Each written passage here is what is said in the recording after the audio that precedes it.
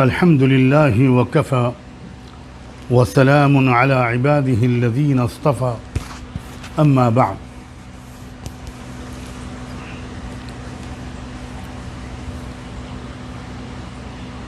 कल की मजलिस में कुछ अलामात क़यामत का तज़किरा किया गया था और गुफ्तगू जहाँ पर मुकम्मल हुई थी कल, वहाँ मेरी याददाश्त के मुताबिक उन खलीफ़ा आदिल और उम्मत मुस्लिमा के उस अज़ीम तरीन रहनुमा जिनको आम तौर पर इमाम मेहदी के नाम से जाना जाता है, जिनका तज़किरा इस कसरत से अहादीस में आया है कि इनकार करना इमाम मेहदी की आमद का ये गैर आलिमाना, गैर तहक़ीक़ी राय करार पाई है उम्मत के सवाद आज़म के नज़दीक। यहाँ मैं ये बात की वजाहत भी कर दूँ कि जो कुछ मैंने खुलासा पेश किया है इमाम मेहदी की शख्सियत के तारुफ़ का अहादीस व सुनन की रोशनी में, उसकी बुनियाद पर उम्मत मुस्लिमा के सवाद आज़म अहले सुन्नत वल जमात का की जो राय है पूरे इज़ान व यकीन और इत्मीनान और इंशराह के साथ, वो ये है कि वो अपने वक्त पर उम्मत में एक आम इंसानों की तरह अहले बैत के एक घराने में पैदा होंगे और ज़्यादा रवायात के मुताबिक सैयदना हसन इब्न अली रज़ियल्लाहु अन्हु के औलाद में होंगे।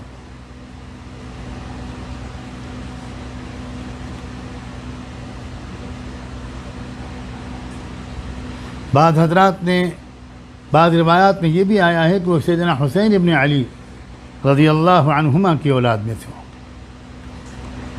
और कुछ हज़रात ने इन दोनों किस्म की रिवायात में जोड़ लगाने की कोशिश करते हुए ये कहा है कि हो सकता है कि वो अपने वालिद माजिद के वास्ते से सैयदना हसन की औलाद में से हों और अपनी वालिदा माजिदा की वास्ते से सैयदना हुसैन इब्न अली की औलाद में से हो। ऐसा मुमकिन है।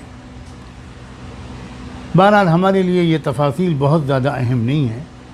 हमारे लिए जानना अहम है कि वो उम्मत के आम घरानों में से, अहले बैत में से एक घराने में पैदा होंगे और बिल आखिर एक वक्त उनकी ज़िंदगी में ऐसा आएगा कि खाने काबा का तवाफ़ करते हुए कुछ अहले नज़र, अहले दिल उनको पहचान लेंगे और वहाँ फिर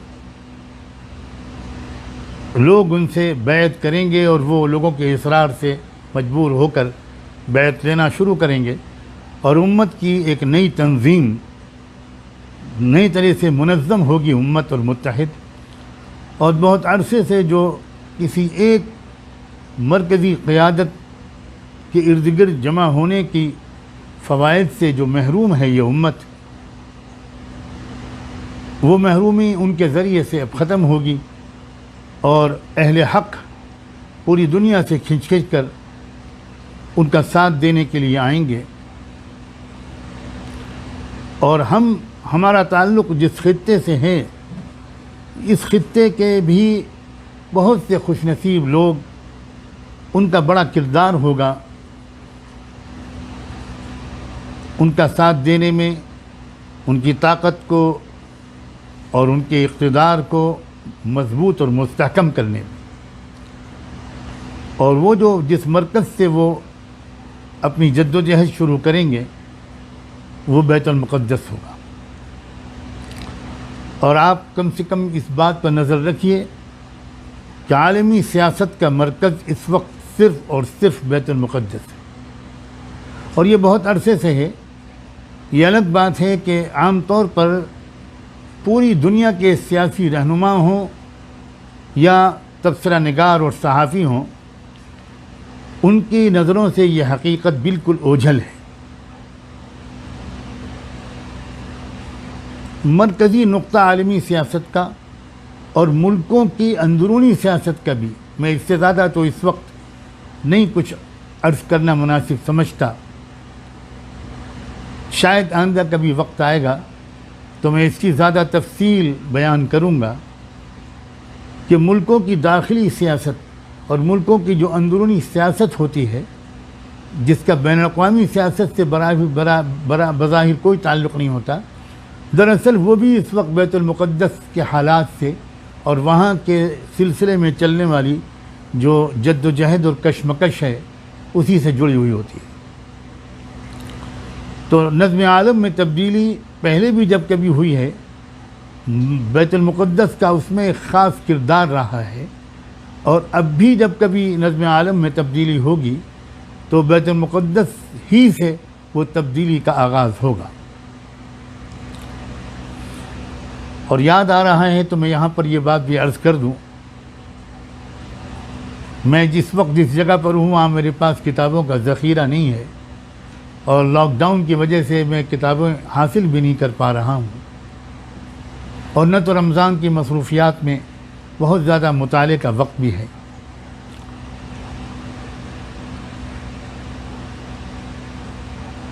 हज़रत शाह वलीउल्लाह रहमतुल्लाह अलैह ने अपनी माए नाज़ किताब हुज्जतुल्लाहिल बालिग़ा में, जो बिलाशुबा सदियों तक उस किताब का मुकाम ये रहेगा कि वो इस्लामी कुतुबखाने की बेहतरीन तसनीफ़ करार पा चुकी है, और करार ये मुकाम उसका अभी तो मुझे बदलता हुआ नज़र नहीं आता। उसमें उन्होंने लिखा है कि यह अल्लाह की पुरअसरार सुन्नत है कि जब कभी वो वर्ल्ड ऑर्डर में तब्दीली का फ़ैसला करता है, नज़्म आलम में तब्दीली का फ़ैसला करता है, तो दरअसल उसका पहले ज़ुहूर और आगाज़ बैतुल मुक़द्दस से करता है, वहीं से होता है।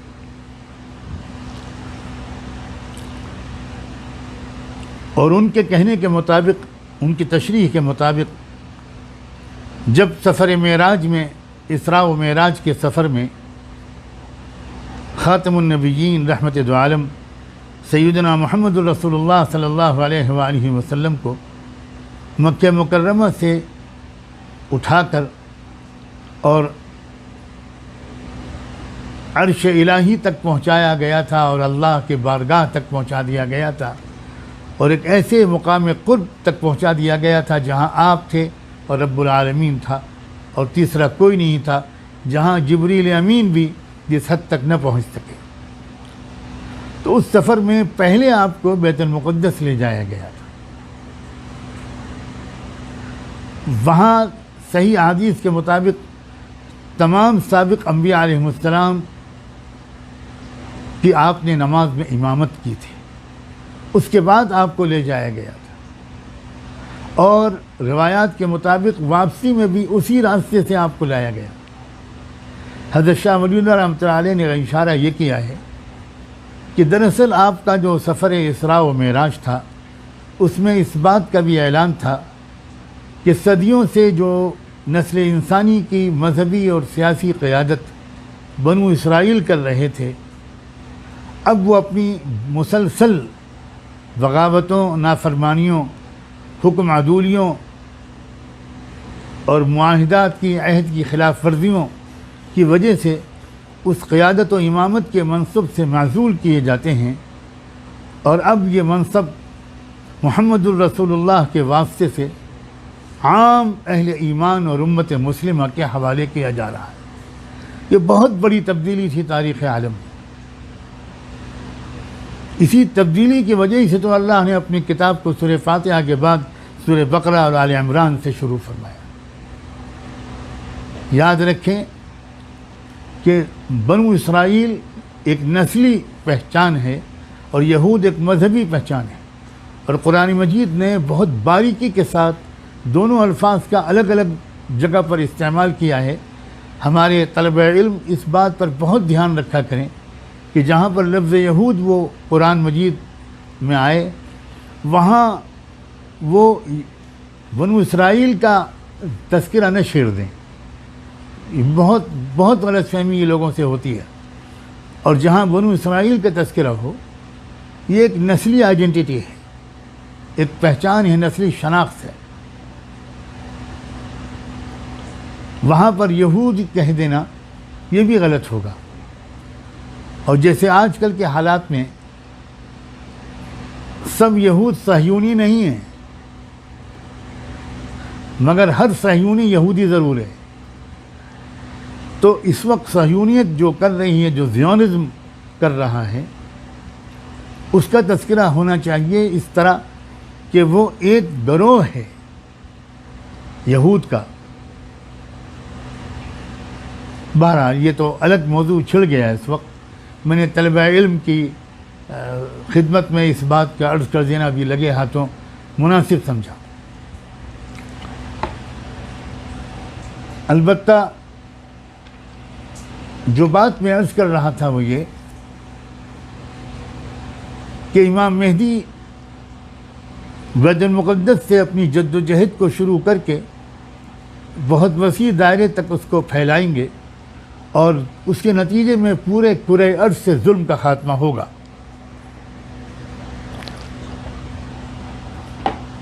और इंसाफ पर मबनी एक आलमी निज़ाम इंशाअल्लाह कायम होगा।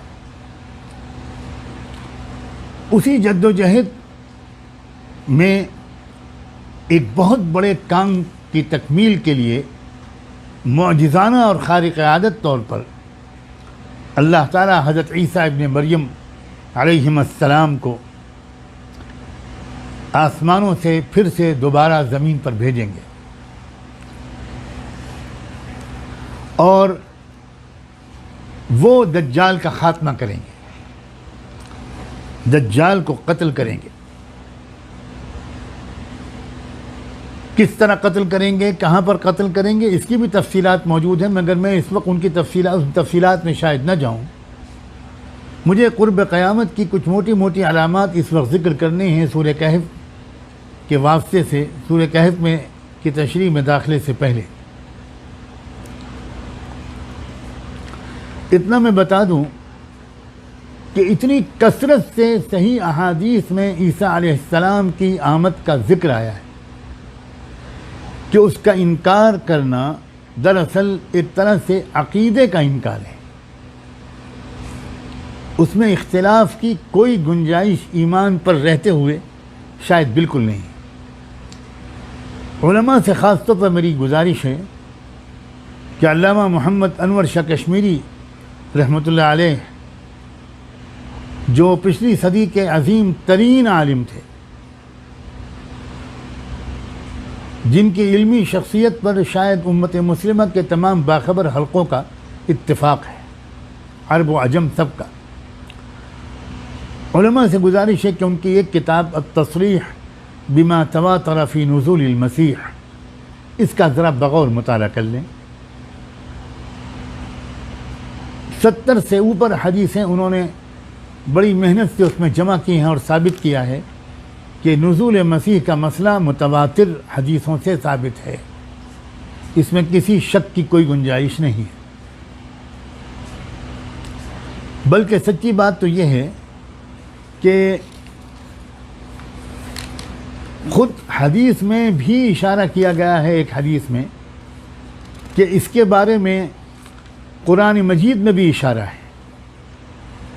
कुरान मजीद में भी एक आयत में इशारा किया गया है, व मिन अहलिल किताब इल्ला लयुमिनन्न बिही क़ब्ल मौतिह। तो गोया ईसा अलैहिस्सलाम के दुनिया में दोबारा आने का तज़किरा ख़ुद अहादीस में मौजूद है। सैयदना अबू हुरैरा रज़ियल्लाहु तआला अन्हु जब ये रिवायत बयान करते थे, वो हदीस अल्लाह के रसूल का ये इरशाद बयान करते थे जिसमें आपने कसम खा के इरशाद फरमाया है। और ये याद रहे कि यह हदीस बुखारी और मुस्लिम में आई है उस हदीस में अल्लाह के रसूल ने कसम खा के इरशाद फरमाया कि वल्लज़ी नफ़्सी बियदिही लयूशिकन्न अन यंज़िल फ़ीकुम इब्नु मरियम हकमन अदलन फ़यक्सिरु सलीब वयक़्तुलुल खिंज़ीर वयज़अुल जिज़्या। उस पाक ज़ात की कसम जिसके कब्ज़े में मेरी जान है, यकीनन करीब है कि तुम में आएंगे, नाजिल होंगे ईसा इब्न मरियम एक इंसाफ करने वाले हुक्मरान की हैसियत से, फिर तोड़ देंगे वो सलीब को।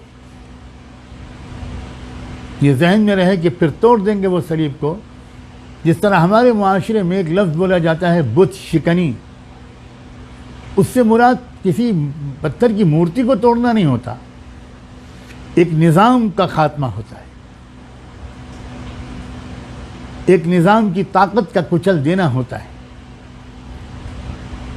इसी तरह सलीब शिकनी का मतलब भी उलमा ने यही समझा है कि ये जो एक दौर दुनिया में गुज़रा है सलीबियों की बालादस्ती का, ये इसका खात्मा हो जाएगा। तो उस मौके पर सैयदना अबू हुरैरा ने अपनी गुफ्तगू के आखिर में या उस रिवायत के आखिर में ये भी फरमाया कि अगर तुम कुरान से इसका सबूत चाहते हो तो पढ़ लिया करो सूरह निसा की आयत, व इन मिन अहलिल किताबि इल्ला लयुमिनन बिही क़ब्ल मौतिह, यानी ईसा अलैहिस्सलाम की मौत से पहले सभी अहले किताब उन पर ज़रूर बेज़रूर ईमान ले आएंगे और क़यामत के दिन वो लोग उनके बारे में गवाही भी देंगे। ज़ाहिर है कि जब ईसा अलैहिस्सलाम अपनी हकीकी शक्ल में सामने आ जाएंगे और वो अपना तारुफ़ कराएंगे, और कहीं बाद रिवायात से मुझे ऐसा याद आता है, कुछ ऐसा भी इशारा है कि थोड़ा वक्त लगेगा, क्योंकि लोग तो ईसा को खुदा का बेटा और खुदा जाने क्या क्या समझ रहे थे। लेकिन जब वो तारुफ़ कराएंगे कि मैं अल्लाह का बंदा हूँ, मैं अल्लाह के कलिमे से पैदा होने वाला अल्लाह का बंदा हूँ, और वो कलिमे तौहीद ला इलाहा इल्लल्लाह और मुहम्मदुर रसूलुल्लाह के लोगों को दावत देंगे और कहेंगे कि मैं न खुदा हूँ न खुदा का बेटा, तो फिर लोग उनको पहचानना शुरू करेंगे। और ज़ाहिर है कि ईसा अलैहिस्सलाम की शख्सियत की मोहब्बत तो दुनिया के करोड़ों लोगों में है, और फिर उनकी ज़बान से ख़ुद अपना तारुफ़ सुनकर और उनकी शख्सियत को देखकर बहुत से लोग अपने पुराने गुमराहाना तख़य्युलात और अक़ीदों को छोड़कर ईसा अलैहिस्सलाम को कबूल करेंगे बहैसियत बंदे के, बहैसियत मसीह के, और उनकी गवाही पर मुहम्मदुर रसूलुल्लाह सल्लल्लाहु अलैहि वसल्लम की नबूवत और रिसालत की गवाही वो भी देंगे। अब यहाँ पर मैं एक बात अर्ज़ करूँ कि कुछ लोगों को कुछ शुबहात होते हैं। आजकल बहुत अक्ल परस्ती का दौर है, लोग बहुत अजीब अजीब इस किस्म के इश्कालात करते हैं। कहते हैं कि ये तो हो ही नहीं सकता कि कोई इंसान आसमानों में उड़ता रहे फिर उसको उतारा जाए, ये क्या बात है, ये तो बिल्कुल खिलाफ अक्ल बात है, ये तो कभी लॉजिकल बात नहीं है, रेशनल नहीं है, साइंटिफिक नहीं है। अंग्रेज़ी के अल्फाज बोल बोल कर भोले भाले लोगों को ये तासुर देना कि हम बहुत ही समझदार और दानिश्वर लोग हैं, ये एक गुमराही इस तरह की बहुत सी फैलाने की कोशिश की जाती है। और ख़ास तौर पर दिलचस्प बात यह है कि जिन लोगों ने ईसा अलैहिस्सलाम के दोबारा आने का इनकार किया है, ये ज़्यादातर वही लोग हैं जिन्होंने आगे चलकर ख़ुद अपने आप को मसीह मऊद करार दिया, जैसे मसलन गुलाम अहमद कादियानी। और वो लोग आम तौर पर अक़ली किस्म के इश्कालात करके हमारे अंग्रेज़ी दांव जदीद तालीम याफ्ता तबक़े को मुतासिर करने की कोशिश करते हैं। मैं चंद बातें अर्ज़ करना चाहता हूँ, अपने उलमा ही की लिखी हुई और उन्हीं से सुनी हुई बातें अर्ज़ कर रहा हूँ। एक बात तो ये कि ये किस बंदे के बारे में कहा जा रहा है, ज़रा उनको सोचिए।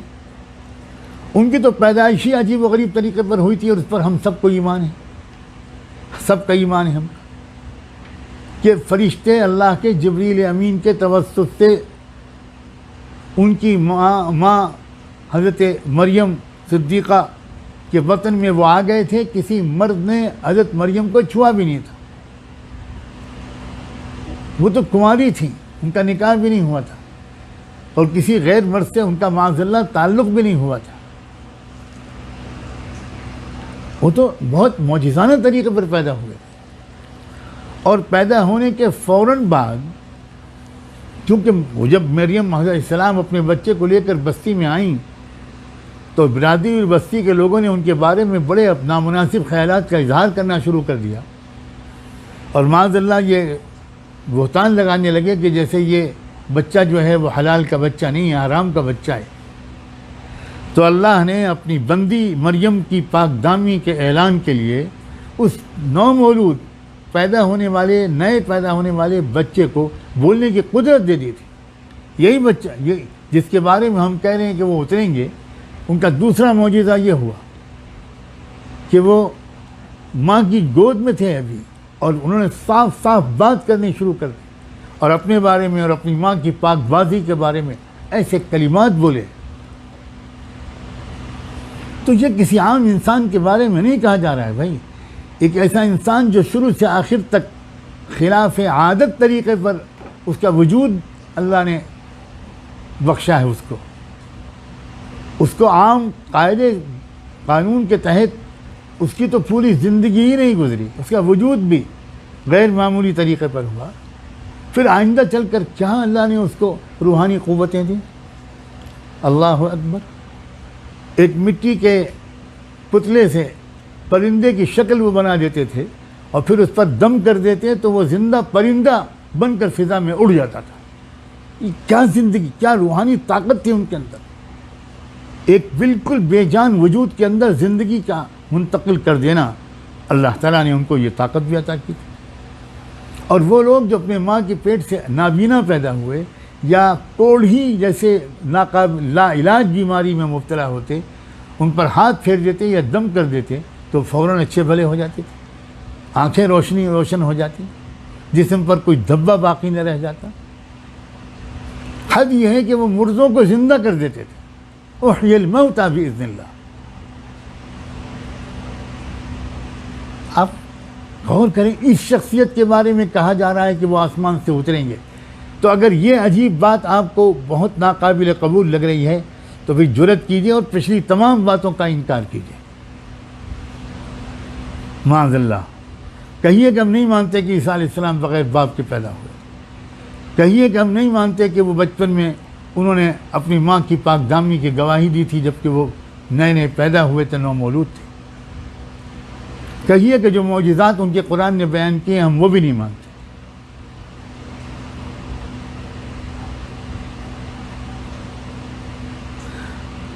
फिर कुरान भी ये भी तो बयान करता है कि जब उनकी कौम ने उनको झूठा मुद्दई नबूवत करार देकर उनको सज़ाए मौत दिलवाने का फ़ैसला किया, सूली पे चढ़वा कर सज़ाए मौत दिलवाने का फ़ैसला किया, और वो तो ये समझते रहे कि हम इसमें कामयाब भी हो गए। लेकिन कुरान बयान करता है कि ईसा को तो वो यहूदी पा ही नहीं सके थे। अल्लाह ताला ने उनको अपनी ख़ास कुदरत से चुपके से आसमानों की तरफ उठा लिया, एक वक्त तक के लिए उनको आसमानों पर रखने का फ़ैसला फरमाया। तो उस वक्त भी तो वो मौजिज़ाना तौर पर बच गए थे। इसके तो यानी सिर्फ कुरान में भी इसकी शहादत है और हमारे लिए काफ़ी है वो, वरना अहले किताब के लिटरेचर में इस पर बहुत मवाद मौजूद है।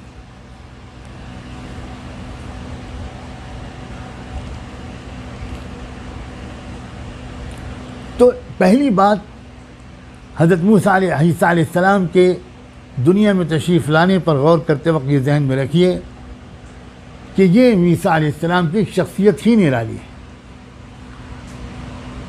और एक बात और इस सिलसिले में ज़रा ये गौर करने की है कि ये अलामत, ये जो नुज़ूल होगा ये तो उस वक्त होगा जब क़यामत करीब होगी, और बहुत सी अजीब गरीब अलामतें उस वक्त ज़ाहिर हो रही होंगी या हो चुकी होंगी। यूँ समझिए कि क़यामत की सुबह सादिक हो चुकी होगी। और नज़्म आलम में तब्दीली का अमल शुरू हो चुका होगा और लगातार अजीब व गरीब किस्म के वाक़यात हो रहे होंगे। दाब्बतुल अर्ज़ ज़ाहिर हो रहा होगा, सूरज मगरिब से निकलने लगेगा। तो ये सब एक आम दिनों के, नॉर्मल दिनों के बिल्कुल वाक़यात नहीं हैं। शख्सियत भी गैर मामूली है और ज़माना भी गैर मामूली है। उस ज़माने में एक यही वाक़या, ये अनहोनी नहीं होगी, बहुत सी अनहोनियाँ होंगी। इसलिए ईसा अलैहिस्सलाम के आने का या दज्जाल का इनकार इस बुनियाद पर करना कि उनकी जो नौइयत और तफसील हदीसों में आई है वो हमारी अक्ल में नहीं आती, ये तो बिल्कुल ऐसे ही है जैसे कि कोई कहे कि क़यामत और जन्नत और दोज़ख हमारी अक्ल में नहीं आती। जो तफसीलात आखिरत की बयान की गई हैं कुरान में वो हमारी अक्ल में नहीं आती। तो ज़ाहिर है कि फिर अब ये तो मसला वल्लज़ीन फ़ी क़ुलूबिहिम मरज़ का हो गया। ये मसला इल्मी इख्तिलाफ़ का नहीं है। ये मैं क्या अर्ज़ करूँ कि ये बात किस हद तक पहुँच चुकी है उन लोगों की जो इस किस्म की बातों का इनकार करते हैं। और अब जब ये ज़िक्र छिड़ गया है तो एक बात मैं और आपकी खिदमत में पेश करता हूँ।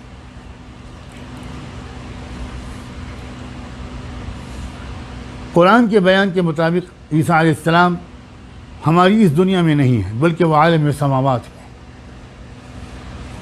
और वहाँ खाने पीने की और इस किस्म की और ज़रूरियात का कोई तकाज़ा नहीं होता। अगरचे ईसा अलैहिस्सलाम इंसान हैं लेकिन उनकी पैदाइश अल्लाह ताला के ख़ास कलमे से उसके फ़रिश्ते रूहुल कुद्स के तवस्सुत से हुई थी। इसलिए वो जब तक हमारी इंसानी दुनिया में रहे तब तक तो यहाँ के क़वानीन उन पर लागू रहे। वो खाते पीते भी थे।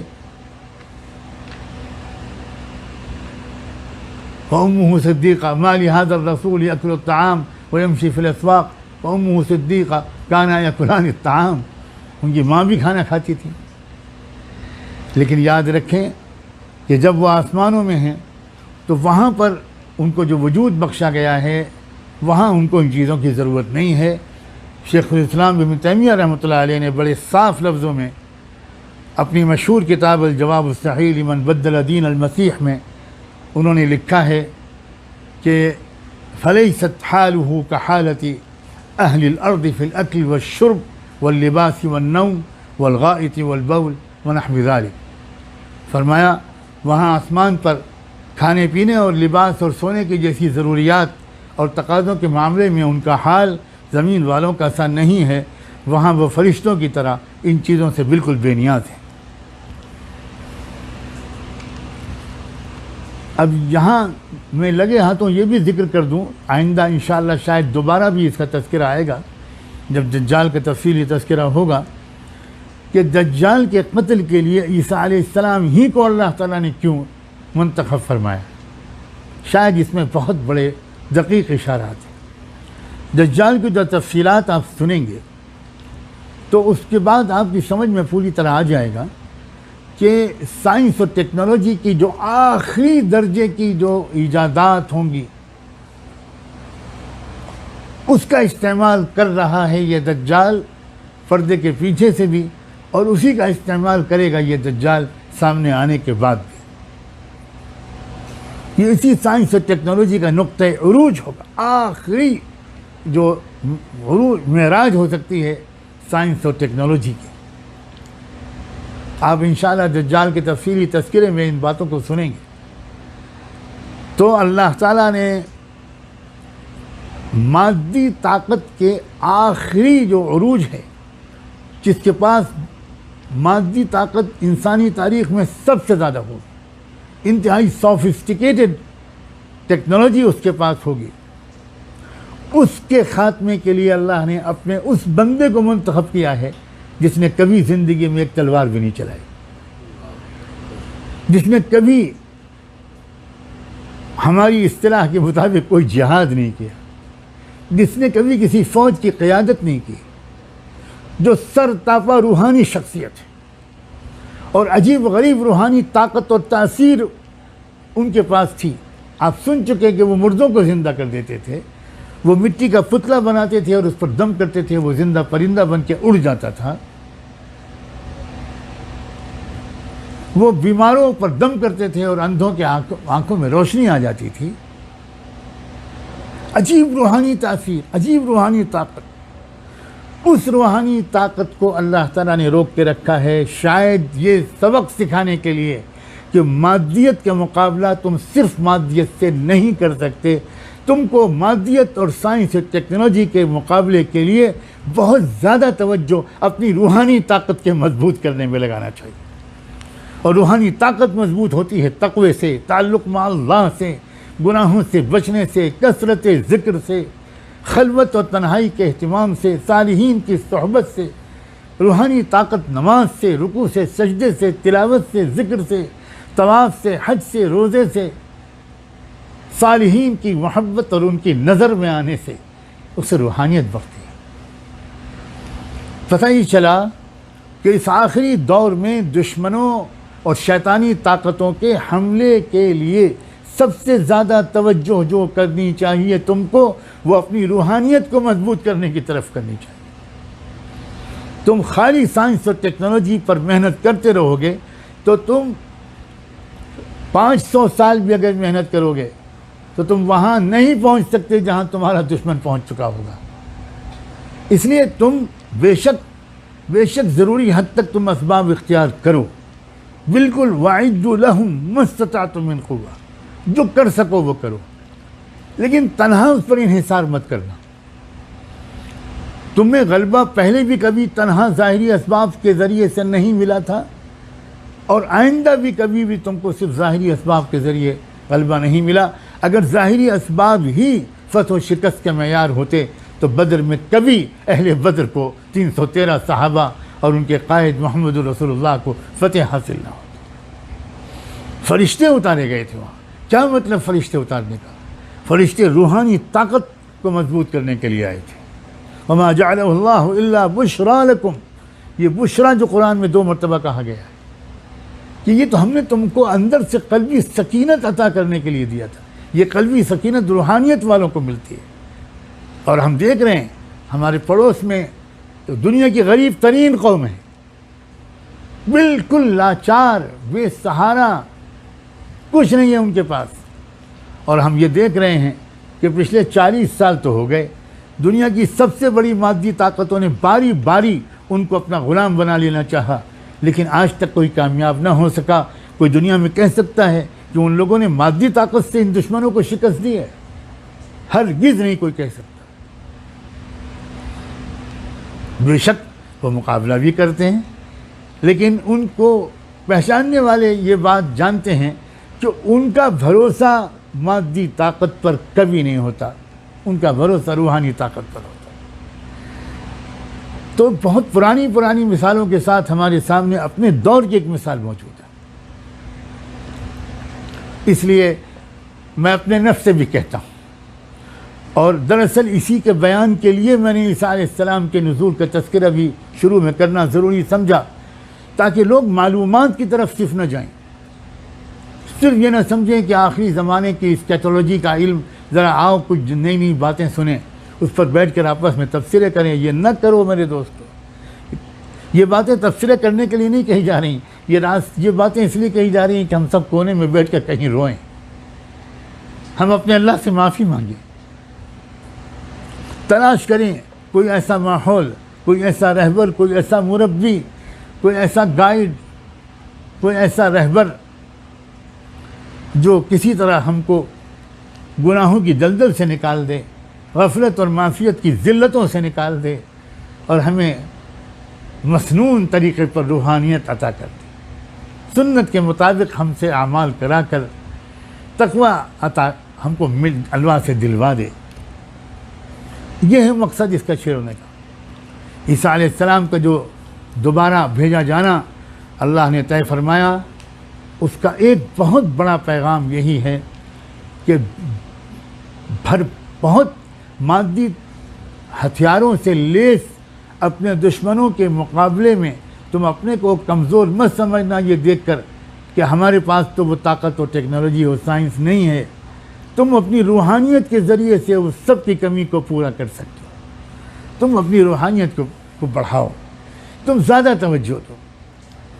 तुम अब तक सिर्फ फ़राइज़ वराइज़ पढ़ लिया करते थे, फ़र्ज़ नमाज़ें पढ़ लेते थे। मेरे अजीज़ नौजवानों, काश कि तुम मेरे सामने होते तो मैं तुम्हारी पेशानी को चूम कर ये बात तुमसे कहता कि क्यों नहीं हम लोग फ़ैसला करते कि अब हम और ज़्यादा रूहानियत बढ़ाएंगे।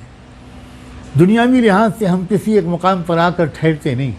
हमारा दिल चाहता है हल में मज़ीद, और अच्छा मकान, और अच्छे कपड़े, और अच्छी गाड़ी, और अच्छा मोबाइल, और अच्छा ये और अच्छा वो। तो क्यों नहीं हम और आप सोचते कि और अच्छा तक़वा, और अच्छी नमाज, और अच्छे रुकू, और अच्छे सजदे, और अच्छी दुआ, और अच्छी बंदगी, और अच्छा अल्लाह से ताल्लुक़, मोहब्बत वाला भी, खशियत और अदब वाला भी। फिर एक बात कहकर मैं आज के मजलिस का इख्तिताम करूं। ईसा अलैहिस्सलाम के उतरने का एक नतीजा ये भी होगा कि पूरी दुनिया में करोड़ों वो लोग जो ईसा अलैहिस्सलाम से मोहब्बत करते हैं और जो अपने आप को गोया जीसस क्राइस्ट का मोहब्बत करने वाला, उन पर ईमान रखने वाला कहते हैं, वो जब हकीकी ईसा अलैहिस्सलाम को देखेंगे तो हकीकी ईसा अलैहिस्सलाम की असल शख्सियत को भी मान लेंगे और उनके वास्ते से वो मुहम्मदुर रसूलुल्लाह की रिसालत के कायल होकर उम्मत मुस्लिमा में शामिल हो जाएँ। क्योंकि जब ईसा अलैहिस्सलाम को ख़ुद देखेंगे कि वो इमामत तक करने के लिए तैयार नहीं है, वो कह रहे हैं ना, मोहम्मद के उम्मती को का मैं इमाम बनने के लिए नहीं भेजा गया हूँ, मैं तो उसका मुक़्तदी बनूँगा। तो जो उम्मती का मुक़्तदी बनने के लिए ईसा अलैहिस्सलाम तैयार हैं, तो फिर क्या इसका ये पैगाम उनके कौम में नहीं जाएगा कि भाई अब तो हमको भी मोहम्मद रसूलुल्लाह को अपना इमाम और रहबर मान लेना चाहिए। और मैं ये बता दूं कि ईसाइयों के मुतअद्दिद हल्के हैं, अल्लाह जाने किसको कितनी ज़्यादा तौफीक मिलने वाली है, लेकिन कुरान का इशारा तो ये बताता है कि वो ईसाई जिनको हम आजकल ऑर्थोडॉक्स क्रिश्चियंस कहते हैं, जो न रोमन कैथलिक हैं न प्रोटेस्टेंट हैं, असल में वो ऑर्थोडॉक्स क्रिश्चियंस कहलाते हैं। और जो असल में रशा बेस्ड हैं, जिनका मरकज़ जो है वो मगरबी यूरोप नहीं है, ये जहन में रखिएगा, मशरक़ी यूरोप है। और मशरक़ी यूरोप की क़यादत उस खित्ते के हाथ में है जिसको रूस कहा जाता है। आज भी गालिबन उन्हीं ऑर्थोडॉक्स क्रिश्चियंस का के अंदर कुछ ऐसे आदाब बाकी हैं, उनके यहाँ अभी तक हम जिनसी और होमोसेक्सुअलिटी कानूनन सख्त ममनू है, उनके यहाँ शराब भी ममनू है। और मेरी इत्तलात के मुताबिक और मुताले के मुताबिक उनके यहाँ पोर्क यानी खिंजीर का गोश्त भी ममनू और हराम है। और वहाँ चर्च की बड़ी बालादस्ती आज भी है। अहबार और रूहबान का बहुत ज़्यादा एहतराम किया जाता है। अहबार और रूहबान सदर रूस से मिलने नहीं जाया करते, सदर रूस अहबार और रूहबान के पास आते हैं। और भी बहुत सी सिलसिले की तफसीलात हैं।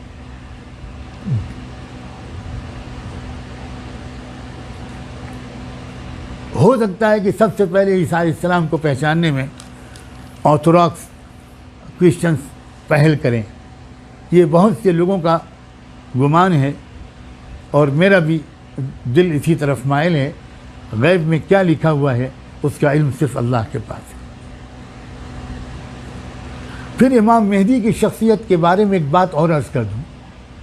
जिस तरह ईसा अलैहिस्सलाम के आने के बाद उम्मत मुस्लिमा के अंदर दाखिल होंगे बहुत बड़ी तादाद में वो ईसाई, और ज़ाहिर है फिर उनकी टेक्नोलॉजी, उनके हथियार, उनके तमाम तजुर्बात, वो सब भी दरअसल इमाम मेहदी के ताबे हो जाएंगे, दरअसल उम्मत मुस्लिमा के काम आएंगे।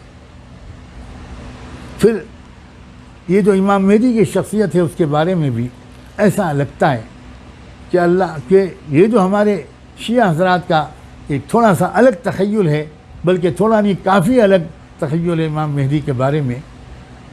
उम्मीद की जानी चाहिए कि जब हकीकी इमाम मेहदी तशरीफ़ ले आएंगे और सूरत हाल वाज़ेह होती चली जाएगी, तो फिर बिरादरान अहले सुन्नत और बिरादरान तशय्युअ अहले तशय्युअ ये सब सही रास्ते को कबूल करके उम्मत मुस्लिमा की वहदत को मजबूत करने का सबब बनेंगे।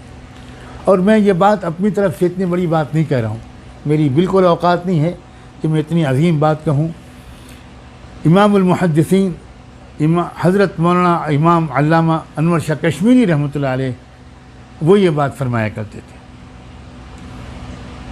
यहाँ लखनऊ में जहाँ से मैं इस वक्त आपके सामने हाजिर हूँ, ये बयान कर रहा हूँ, यहाँ वो किताब मेरे पास नहीं है। एक किताब है मजालिस हज़रत शाह अब्दुल कादिर रायपुरी, बहुत बड़े आलिम व आरिफ थे हज़रत मौलाना अब्दुल कादिर रायपुरी रहमतुल्लाह अलैह। उनकी मलफूज़ात का मजमुआ है ये मजालिस। उसमें मैंने पढ़ा है, बार बार पढ़ा है कि उनकी मजलिस में अक्सर ये तरीक़ा होता था कि कोई मौजू छिड़ता था तो शुरकाए मजलिस को भी इजाज़त होती थी, ख़ास तौर पर उलमाए ख्याल करें। तो एक मजलिस में इमाम मेहदी का तज़किरा उनकी मजलिस में छिड़ा तो वहाँ मौजूद अल्लामा मुश्ताक़ कश्मीरी रहमतुल्लाह अलैह के एक शागिर्द ने उस मजलिस में इजाज़त चाही कि हज़रत इस सिलसिले में हमने अपने उस्ताद हज़रत कश्मीरी से कुछ सुना था, इजाज़त हो तो मैं अर्ज़ करूँ। हज़रत ने फरमाया ज़रूर कहें। तो उन्होंने जो कुछ कहा था उसका ख़ुलासा ये है कि ईसा अलैहिस्सलाम जब दोबारा आएंगे तो उम्मत मुस्लिमा के साथ एक बहुत बड़ी ताकत जुड़ जाएगी ईसाइयों की, और जब इमाम मेहदी सामने आएंगे तो ये शिया और सुन्नी ताकतें जो अलग अलग ज़ाय हो रही हैं और इससे नुकसान हक़ का ही हो रहा है, बातिल का ही फ़ायदा हो रहा है, इमाम मेहदी की शख्सियत के आने के बाद ये दोनों ताकतें भी यकजा हो जाएंगी। इस तरह एक बहुत मज़बूत ताकत उस वक्त की दज्जाली ताकतों के मुकाबले में खड़ी होगी। अल्लाह तबारक व तआला इन बातों की सही समझ नसीब फरमाए, हमारे दिमागों को इल्म से और हमारे दिलों को मोहब्बत और इश्क़ से रोशन फरमाए, और इसके लिए हम सबको इसी रमज़ान में भरपूर मेहनत करने की तौफ़ीक़ अता फरमाए। व आखिरु दावाना अनिल हम्दुलिल्लाहि रब्बिल आलमीन। आइए अब अल्लाह रब्बुल आलमीन के हुज़ूर हाज़िर हो जाएं, झोली फैला लें, मुनाजात के लिए अल्लाह के हुज़ूर में हाज़िर हो जाएं। अल्लाह दिल की गहराइयों से मुनाजात पेश करने और दुआ मांगने की तौफ़ीक़ अता फ़रमाए। हर ख़ता पे शर्मसार हूँ मैं, ऐ खुदाया गुनहगार हूँ मैं। हर ख़ता पे शर्मसार हूँ मैं, ऐ खुदाया गुनहगार हूँ मैं। जान कर भूल कर जो किया है पता मुझको उसकी सज़ा है। तेरी चौखट पे सर ना झुकाया, बस ज़माने को ही अपना बनाया। तेरी रहमत ही तो आसरा है, तेरी रहमत ही तो आसरा है। तुझसे कहने को कुछ ना बचा है, मेरे सजदों पे ऐसी नजर कर,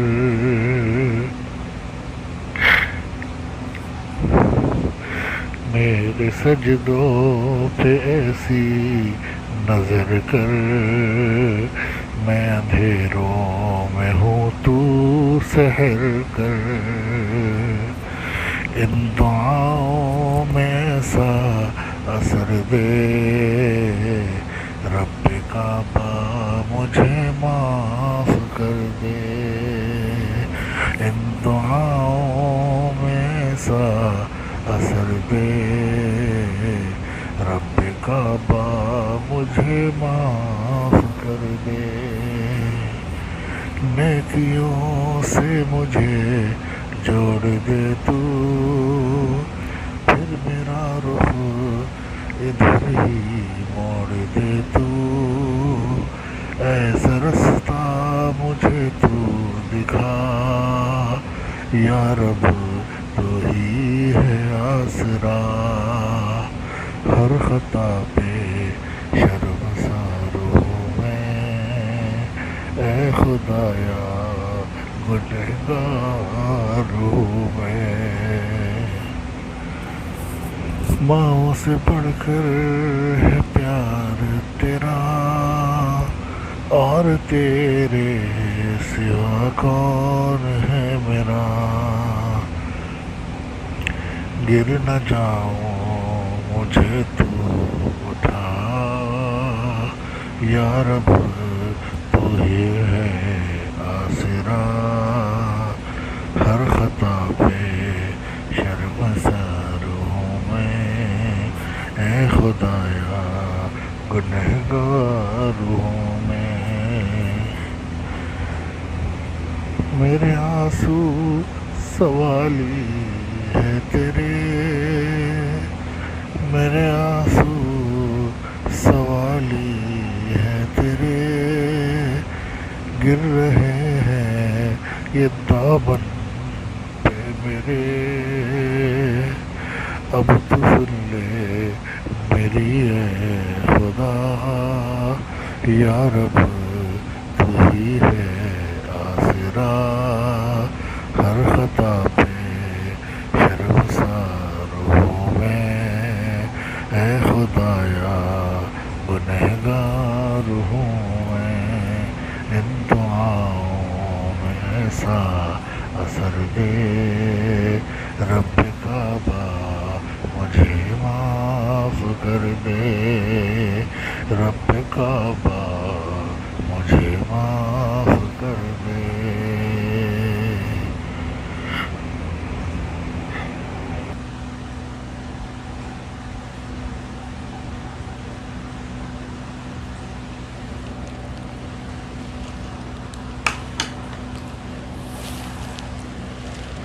सुब्हानल्लाह व बिहम्दिही, सुब्हानकल्लाहुम्मा व बिहम्दिक, नशहदु अन ला इलाहा इल्ला अंत, नस्तगफिरुका व नतूबु इलैक, नस्तगफिरुका व नतूबु इलैक, नस्तगफिरुका व नतूबु इलैक। अल्लाहुम्मा सल्लि अला सय्यिदिना मुहम्मद व अला आलि सय्यिदिना मुहम्मद, कमा सल्लैता अला इब्राहीम व अला आलि इब्राहीम इन्नका हमीदुम मजीद। अल्लाहुम्मा बारिक अला मुहम्मद व अला आलि मुहम्मद, कमा बारकता अला इब्राहीम व अला आलि इब्राहीम इन्नका हमीदुम मजीद। अल्लाह, हम आपके बंदे आपके हुजूर में हाज़िर हैं। अल्लाह, हम आपके बंदे और आपकी बंदियाँ अल्लाह मुख्तलिफ़ मकामात पर से आपकी तरफ मुतवज्जे होकर भीख मांगने के लिए आए हैं। अल्लाह, सबसे पहले तो अर्ज़ है, हमें मांगना नहीं आता। अल्लाह, हमें मांगना नहीं आता। अल्लाह, हम जैसी भी चेहरा मांगें हमारी मांग को कबूल पूरा फरमा, हमारी दुआ को कबूल फरमा। अल्लाह, हम दुनिया में हमने बार बार देखा है कि एक माँ का एक बेटा गूंगा होता है, वो बेचारा अपना ठीक से अम्मी भी नहीं कह पाता, ऊँ करता है, लेकिन माँ सबसे ज़्यादा तवज्जो उसी गूंगे बच्चे की तरफ करती है। कभी उससे ये नहीं कहती बेटा मैं तुझकी बात नहीं सुनूंगी, तो मुझे ठीक से नहीं पुकारता, बल्कि उस ऊँ पर सबसे ज़्यादा तवज्जो करती है, दौड़ के आती। अल्लाह, हमारी इस दुआ व मुनाजात को अल्लाह उस गूंगे बच्चे की ऊँई की तरह अल्लाह करार देकर हमारी तरफ नज़र करम फरमा दीजिए। हम सर के बालों से लेकर पैरों के नाखूनों तक गुनाहों में लथपथ हो गए हैं। अल्लाह, हमसे बहुत वक्त ज़ाय हुआ है, हमारी गलतियाँ हमको माफ़ कर दीजिए। अल्लाह, हमारी गलतियाँ माफ़ कर दीजिए। अल्लाह, हमारी गलतियाँ माफ़ कर दीजिए। अल्लाह, हमें अपने को नुकसान पहुँचाया, आपको तो कोई भी नुकसान नहीं पहुँचा सकता। ए रब्बे करीम, सच्ची तौबा हमें अता फरमा। ए अल्लाह, पूरी उम्मत को, हर फ़र्द को अल्लाह हर गुनाह से तौबा करने की तौफ़ीक़ अता फरमा। ए अल्लाह, अब तो पूरी उम्मत को गुनाह अब तौबा के लिए कबूल फरमा। अब कोई हमारा भाई, कोई बहन, हमारा कोई नौजवान बच्चा बच्ची, हमारे कोई जिगर के टुकड़े अब कोई गाफिल न रह जाए। अल्लाह, शायद इस वबा को भेजकर शायद आपने एक आगाही दी है, बाज़ आ जाओ मेरे बंदों, वरना मैं ज़मीन में धंसा दूँगा, चेहरों को मस कर दूँगा। अल्लाह, आप क्या नहीं कर सकते। एक नन्हे से कीड़े की वजह से पूरी दुनिया की तमाम ताकतें शिकस्त खा गई। अल्लाह अकबर, क्या आपके हुक्म की ताकत है। ए अल्लाह, हम आपके पास वापस आना चाहते हैं। अल्लाह, हमारे पेशानी के बाल पकड़ के हमें अपनी तरफ खींच लीजिए। अल्लाह, हमें अपनी तरफ खींच लीजिए। अल्लाह, आपकी ज़ात की कसम, हमको अपनी तौबा पर कोई भरोसा नहीं रहा। अल्लाह, बार बार तौबा कर चुके हैं। अल्लाह, सुबह को तौबा करते हैं, शाम होने से पहले टूट जाती है। अल्लाह, हम साबित कदम नहीं रह पाते, क्या हो गया है हमको। अल्लाह, कुछ तय करते हैं और फिर उसके बाद हिम्मत एकदम से पस्त हो जाती है। ए अल्लाह इस्तिकामत नसीब फरमा, हौसला और हिम्मत नसीब फरमा। ए अल्लाह पाबंदी, अल्लाह अपने अहद की पाबंदी अता फरमा। बारे इलाहा, ए अल्लाह रमज़ान मुबारक के अय्याम व लयाली बड़ी तेज़ी से गुज़र रहे हैं। ए अल्लाह रमज़ान में मग़फ़िरत न मिली तो कब मिलेगी अल्लाह, फिर कब मिलेगी? रमज़ान में तक़वा न मिला तो कब मिलेगा? ए अल्लाह हमारे रोज़ों को बहाना बना दीजिए। अल्लाह हमारी सहरी और इफ्तार के वक्त की दुआओं को बहाना बना दीजिए। अल्लाह हमारी तरावी को बहाना बना दीजिए। टूटी फूटी तिलावत जो हम कर रहे हैं अल्लाह उसको बहाना बना दीजिए। हमें इस्लाम अता फ़रमा, हमें ईमान अता फ़रमा, हमें एहसान अता फ़रमा, हमें इखलास अता फ़रमा, हमें तक़वा अता फ़रमा, हमें अखलाक अता फ़रमा। अल्लाह हमें सच्चा बना दीजिए। अल्लाह हमें झूठ और ख़यानत से, अल्लाह बेवफ़ाई और मक्कारी से छुटकारा अता फ़रमा। अल्लाह हमारी जान छुड़ा दीजिए तमाम ज़ाहिरी और बातिनी गुनाहों से।